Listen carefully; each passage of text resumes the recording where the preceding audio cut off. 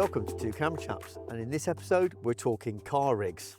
Yeah, or the buzzword is rolling shots. Rolling shots from car rigs. Yeah. Indeed. So Lee, when would you use this sort of kit? This is my high-end kit. I mean, above this, you're talking movie sets. You've got these vehicles with big arms off the top. That is really your high-end movie work. That's really specialist, generally higher it. Yeah. So starting with the high budget, we're looking at this Movmax Yeah. system. Talk us through the components we've got here. Yeah, VAXIS Movmax N2 arm. So Yeah. this is a hydraulic arm. And what do you like about it? Well, it takes all the big bumps out of the road. Yeah. So you get lots of lateral movement here. It's adjustable. You can move it down. You can move it up.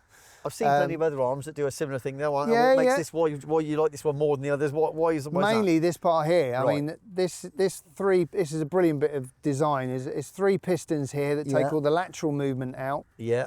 And then you've got this silicone suspension Yeah. here that takes all the micro vibrations out. Yeah. And then you attach a V-lock and you just power your Ronin from it, and that will last for hours and hours. Okay, and this is designed to it'll take cameras like, say, somebody wanted to put a red, you get your clients mount a red or an Arri Mini or something. Mini. Okay, fair enough. So it's the heavier cameras. Yeah. Now, Movmax do make another system, obviously, don't they? Slightly cheaper than this one. Yeah, they do the Razor, Right, okay. which is very, very similar to this. That payload maximum of about 6 kilos, so it's going to be more smaller. DSLR kind of cameras and all the rest of it. Anyway, okay. What type of work do you generally find you get called to use this on? This is mainly ad work that haven't got a big budget for an arm. Yeah. And then your editorial and advertorial work. Yeah, mainly. okay, fair enough. Looking at costs individually, this ain't going to be cheap, is it? So No. let's take a look at it. So the Movmax arm, roughly sort of $3,000 Yeah, or so £3,500. anyway. I can see you've got something here. That's a standard RS3, is RS3, it? yeah. Okay, so you've got an RS3 on there. You've paired it up with your trusty Canon R5C. Yep. And I can see you've got a nice Sigma front yeah. lens on there as well. But you're looking at, $4,000 for the camera, 3.5 for the lens. Yeah. Overall, with all the transmission equipment, you're looking Just under £15,000. just under 15. So it's not a small investment No. by any means. But at the end of the day, if your clients are demanding 50 and 60p raw footage, high quality codecs, choice of cameras, this is the kind of kit you're looking at. Yeah, I mean, with this system, we can shoot 8K, 50p raw. Yeah, okay. Happy days. And then also we've mounted a transmitter on here, and then when we're in the vehicle, we can you then operate control. this all the time from the passenger seat anyway, don't you? Passenger seat of the car. Gives you what control? Full control of zoom in this case on this setup, yeah? Yeah, we can pull focus. I've got the Tilta Nano on here. Yeah. A small HD monitor picking up the transmitter. Yeah. You can use this as a controller. Oh, okay. This is a Tilta do their own thing called the Hydra arm. Yeah. I was using that, but I've actually switched to a PlayStation or Xbox controller. Either works. Yeah. It's in the app for the Ronin. Yeah, okay. You can just select it and then You just find that more intuitive I just find to use, it a lot more intuitive to use, yeah. Right, there's another thing you were talking about to me the other day, and that's this on the front of this Sigma lens. What is it? Yeah, well, 20 years I've been after this. This is a Vari ND that also polarises all in one. It's an amazing thing. It's a company called KNF do them. They do them in different sizes, so virtually every rig we've got today has got one of these on. Yeah. Obviously it keeps the weight down. And they're not even that expensive, are they? No, I think it's like £70, I think, for this, 70, £80. Yeah, really good. So basically that tilter system gives you what, full control of the Canon at the moment from inside the car? Or not quite? No. Okay, I can see you've got a problem. What is it? Right, basically, Tilta, at the moment, Tilta and Canon need to get their act together and talk to each other because their camera and the Nano don't, basically. Right. You've got 3 Canon cameras, I think it's the R6.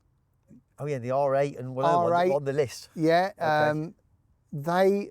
I think they have run stop and that's about it. Yes. If you've got a Black Magic, happy days, you can do virtually everything. You've got Sony, same thing again. Sony again, Yep. you can change loads of settings on the camera, all from the Nano. Yeah. The R5C, an EOS camera, cinema camera, I can't even stop-start from inside the car. So we have to stop the car, I have to come out, I have to press the button on the camera, get back in the car. It's not really acceptable, really. No, they need to get them out together on that one, don't they, really? So this is the high-end kit. Yep. I can see that there's going to be plenty of pros of using it. Yep. Namely, you've got a choice of camera and you can put high-end lenses on there. Yes. Okay, how does it cope with road surfaces? This is designed to cope with what, pretty much anything? That's the thing. I mean, quite often we're asked to shoot in places like Scotland or or B roads in England. Yeah. And the road surfaces aren't like a billiard table. No. It's sort of fine on a racetrack. If you're somewhere like Silverstone or somewhere, then they all look good on that. They all look I mean, pretty good. Yeah, I mean, but when you're on a B road and you've got bumps and potholes, and I mean, this thing just copes with it. I mean, looking in the rear view mirror, when I can just see this thing moving up and down. It's a lot, and you'd think it would be unstable, but actually the footy's on. It's like you see them videos of people moving a chicken around, his head stays still. It's the same principle, basically. The amount of times that the people we've been shooting, the pro drivers that come out and go, that can't be smooth. I don't see how it can, because the camera's banging around, but the car's banging around and the camera's staying where it is. Yeah, exactly. Okay. And the one thing is, it looks good. If you're on a client job, if you're doing stuff for ad clients and stuff, it looks. I mean, you turn up on the shoot with this, you look, with directors, and also sometimes when we're shooting, we're working for a client and they'll specify a camera. Yeah. And with this rig, we can put that camera on. It's why you buy the high-end rig. Okay. Okay. So that's the pros. Yeah. Now the cons. Probably just the price. The price and the time it takes to put on. I mean, we're doing this quite a while now. We've got it down to about half an hour. Yeah. But there are so many things that can go wrong with this rig, because you've got a lot of independent things all talking. It's quite complex, isn't it? I mean, you've got HDMI, you've got wires. You can lose a cable. A cable can break on you. You know, the nano maybe. And we've had that happen, haven't we? Where you lose the signal and something goes anyway. Yeah. And I suppose this isn't a 5-minute job to swap it from the front to the back or another position on the car. No, again, it is probably take you a quarter of an hour to sort out. Yeah. So again, suited to probably bigger budget jobs where you're shooting fewer shots in a day, where you've got a full day just to get the video, and your primary focus is on this. Yeah.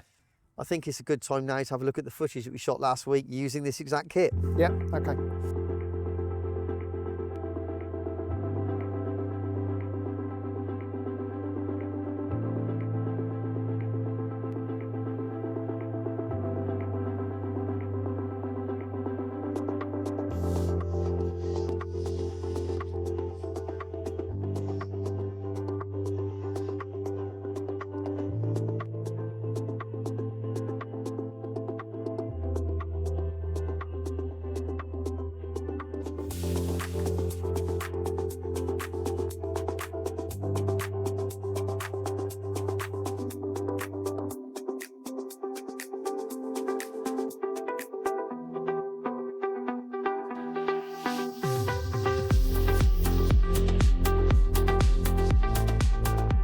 So we've seen the footage there from the high-end rig. Now we're going to take a look at the medium budget rig. Tell us all about this, Lee. What is it? Yeah, this is an Inspire 2. I bought this one off Lek, who's a drone pilot on Top Gear and The Farm and various other broadcast TV shows. He stripped the arms off and has put cheese plates on the side all over it. Yeah. All over it. Yeah, and so I just mount it with this is the iFootage Spider rig. Yeah. I'll talk about a bit more about that in a bit, because that's an amazing piece of kit. I just clamp it to this and we're up and running in under 5 minutes. During the shoot, we were lucky enough to have been loaned an iFootage Spider Crab kit by the kind people at Pro AV. Now, if you click on the affiliate link below and type in the code 2cc-iFootage with a capital F, you'll get a 10% discount on any of the iFootage products. The kit we have for the shoot was a vehicle mount kit. It has a very clever quick release system, and it has a max payload of 30 kilograms, so it can hold quite a weight. It comes with 4 suction cup mounts, 3 quick release arms, security strap, and a 75mm bowl head in a robust style pelly case. But you don't have to buy a full kit. You can buy all the items independently. They also do longer rods, shorter arms, so you can mix and match and make your own kit.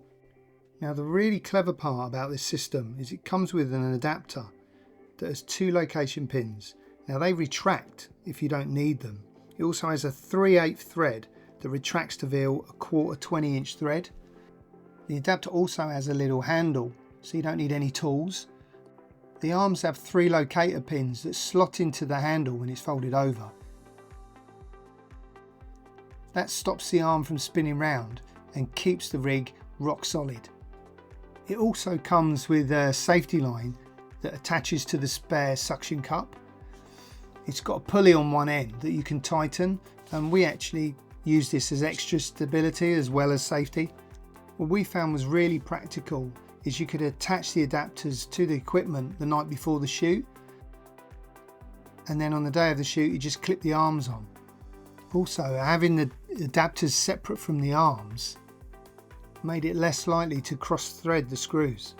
Too many times on shoots I've cross-threaded screws where they're attached to an arm and I'm trying to gently rotate it into a suction cup or a cage.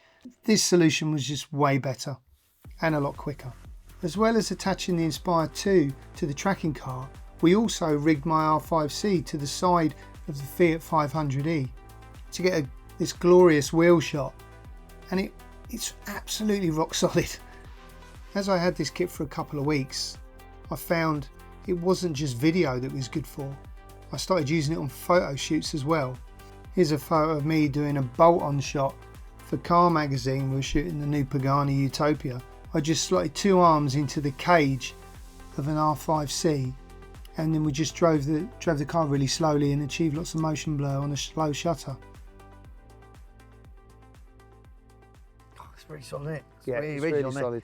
Okay, so we'll have a look at now when it comes to cost. What are we looking at for this? What can you pick these up? You can't buy these new now, of course, because the 3's out. Under £5,000. Under £5,000 under for the whole thing. £5,000 for the whole thing. Okay. Because you can pick these Inspire 2s up now for about £3,000 on eBay. That's with the ProRes license. That's with the ProRes and RAW license. Yeah. Because I like to shoot ProRes 4444 Yeah. or 422 HQ if I can. Yeah. Okay. And camera-wise, you've got the X5S on there. X5S, but again, you can then go up to the X7 if need be, which is Super 35. Right. Okay. All controlling from your standard. Yeah. So when it comes to controlling it, this is a lot more simple than the high-end rig. I suppose there's a lot less to go wrong. Yeah. And a lot quicker. I mean, you just put your monitor on, start it up. Yeah. And you're off and running. And you could run stop from inside the car. Oh, as well. Okay, fair enough. You've got roll. You've got control, just like you're flying it, really. Just like you're flying the drone in the car. Okay. And what sort of gigs do you find yourself using this on? When does this one come into its own? Very similar, actually, to the high-end rig.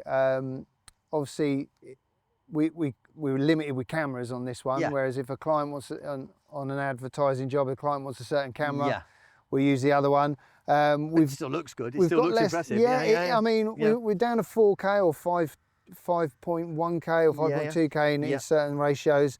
We've got a smaller sensor now. Yeah. Obviously, the X7 is Super 35, so that's pretty good. Yeah. So then, the pros of using this kit.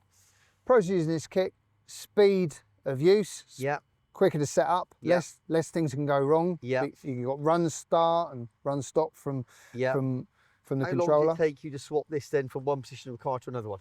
It took in a couple of minutes. Yeah, okay. Whereas on the arm, you're looking at 30 minutes to reconfigure it. Okay, so a lot quicker. What about, I suppose this is much more user-friendly to travel with as well? Yeah, you can just stick it in a suitcase. You haven't got to take great big cases abroad with you. And also, I've got a flying Inspire 2.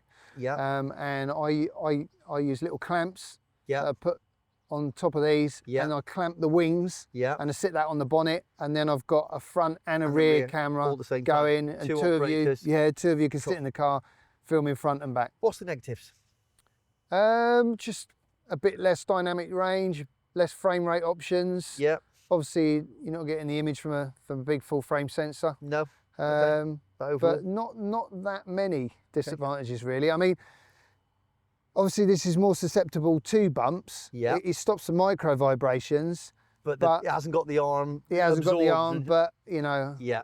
Because I've got the arm, I will sometimes stick this on the arm. Yeah. Well, let's take a look at this one then, and the footage we got from it, comparing it to the high-end kit. Okay.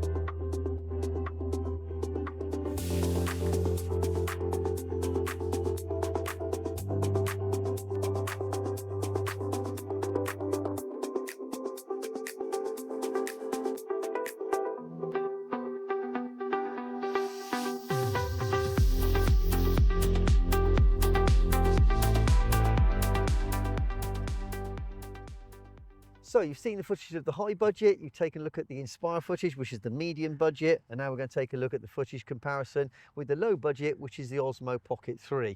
Now we haven't got the Osmo Pocket 3 with us today, but we were lucky enough we did have it on the shoot last week. Yep. Take us through what happened. It's yeah, tiny. It is tiny, and basically you just need 2 suction cups. I'd always recommend 2. I've seen people online, they just use 1 cup. Yeah, it's always worrying. You know, 1 cup goes and it's gone. Okay, pros of that are price, obviously. Price, obviously size. Yeah, yeah. And, you know, all you need is your phone to control it. I mean, it's not going to impress a client, is it? If you turned up on a commercial job and you bought your Osmo... No, it's not going to cut it much. It's not going to cut it on that one. You can't obviously change your lenses or anything else anyway, but they still did your K&F filters, even for the Osmo Pocket. They did the K&F filters for the Osmo Pocket. Yeah. So hats off to K&F. Yeah. Pretty amazing. Yeah, well, let's have a look at the footage and compare it anyway, because then, so we can show the viewers exactly what the difference is. So let's take a look at the footage now, and then we'll come back and see our conclusions afterwards.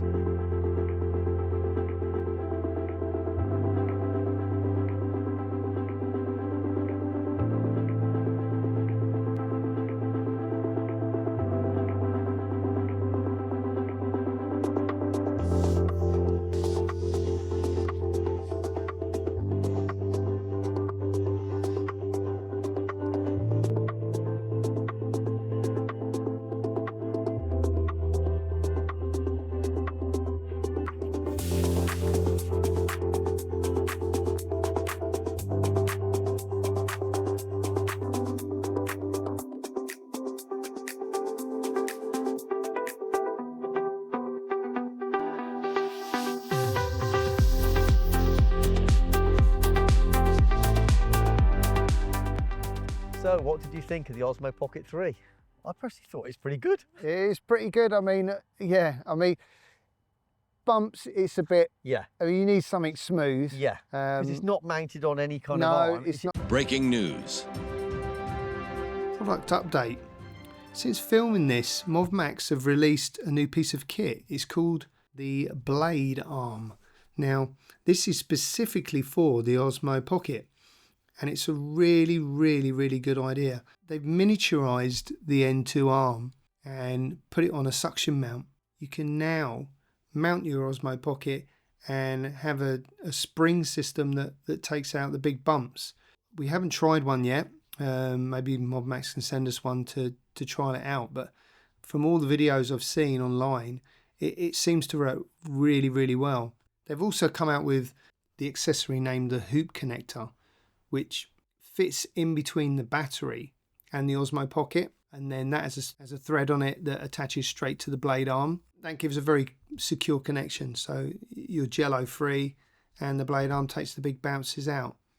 Like I said, it seems to work great in all the videos. Retails for $149. We haven't seen any prices for the hoop connector yet, probably because it's such a new product, but I imagine it'll be pretty reasonably priced.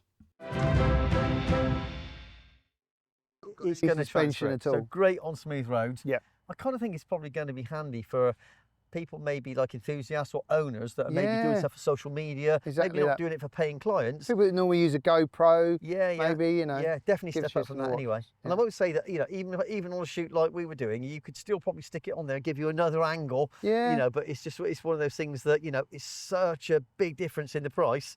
When you look at the high end to the medium end to that one, you've got to say, value for money, it's difficult to beat. It is. Yeah. But you do get what you pay for. You do get what you pay for. Yeah, there we are. So that's all 3 rigs. Let's have a look at some footage of them side by side.